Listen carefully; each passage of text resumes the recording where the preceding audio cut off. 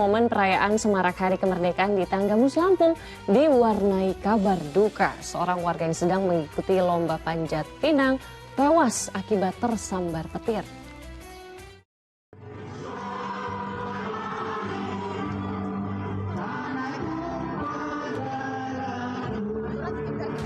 Semarak kemeriahan berbagai lomba mengiringi perayaan hari ulang tahun ke-77 Republik Indonesia di Pekon Gisting Atas Tanggamus Lampung. Namun suasana lomba panjat pinang berubah menjadi duka setelah seorang peserta bernama Bagas Prayoga berusia 21 tahun tewas terjatuh dari batang pohon pinang setinggi 4 meter karena tersambar petir. Saat kejadian, korban beserta timnya berhasil memanjat pohon pinang untuk menggapai sejumlah hadiah. Namun saat korban berada di puncak, tiba-tiba petir menyambar tubuhnya. Korban sempat dibawa ke rumah sakit Panti Sjanti Gisting, namun oleh pihak medis korban dinyatakan telah meninggal dunia. Turun, petir itu langsung nyambar.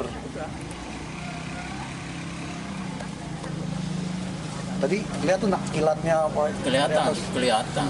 Itu kilat yang besar tadi ya? Yang kedua. Saat kejadian, cuaca di sekitar lokasi sempat kembali mendung usai diguyur hujan. Kilat dan petir sempat terlihat, namun tak menyangka menyambar tubuh korban.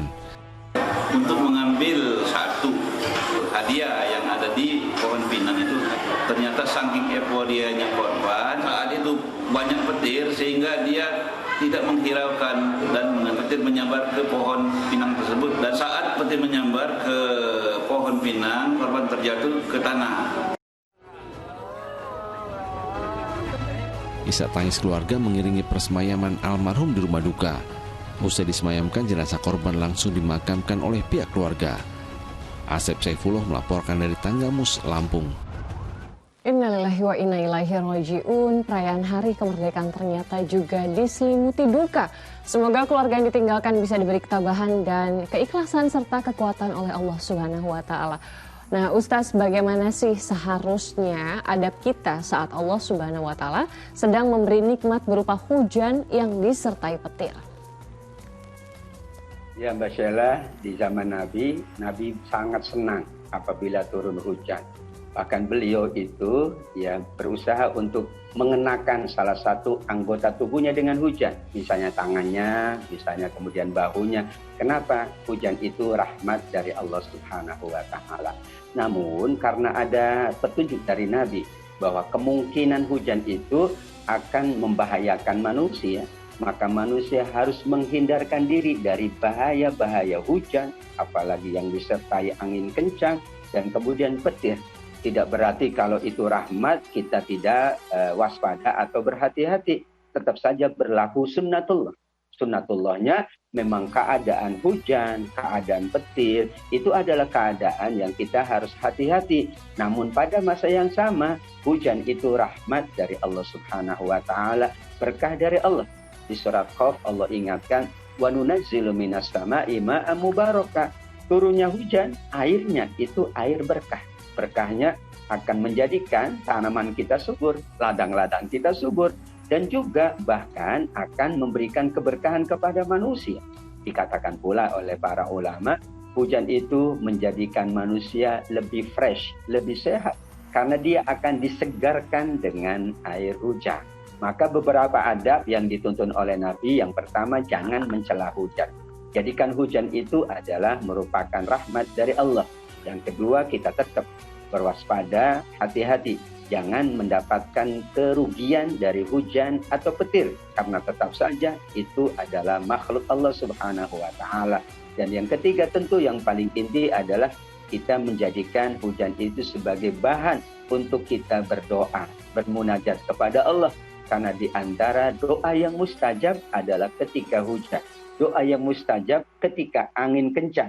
Doa yang mustajab ketika petir. Bukan berarti kita kemudian membiarkan terkena petir, justru kita berdoa. Berdoanya adalah menghindarkan diri dari kerugian, kecelakaan, musibah yang didapatkan dari petir. Atau yang disebabkan petir, hujan, dan angin yang kencang. Sehingga insya Allah ketika turun hujan, petir, dan angin kencang adalah Allah turunkan rahmatnya dan Allah hindarkan dari musibahnya. Amin ya rabbal alamin. Amin ya rabbal alamin. Kalau gitu boleh mungkin Ustaz sebutkan beberapa doa terbaik dari Rasulullah SAW, Ustaz, yang bisa kita teladani jika kita dilanda hujan dan petir.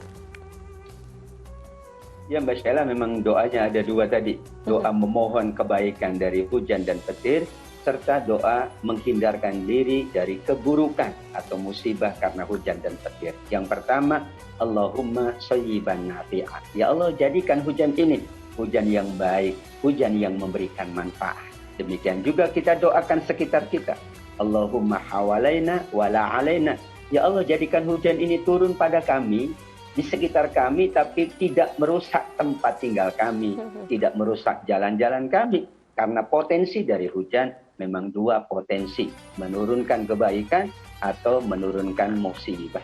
Kemudian juga Nabi mengingatkan, Subhanallazi bihamdihi yusabbi'ur ra'du.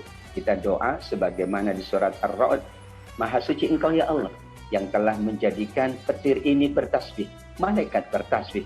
Hakikat dari petir adalah bertasbih, hujan juga bertasbih, maka kita dianjurkan untuk bertasbih saat turunnya hujan, saat turunnya petir, maka kita bertasbih sebanyak-banyaknya kepada Allah Subhanahu wa Ta'ala. Masya Allah Ustaz, terima kasih. Kita akan lanjut ke informasi selanjutnya nih Ustaz.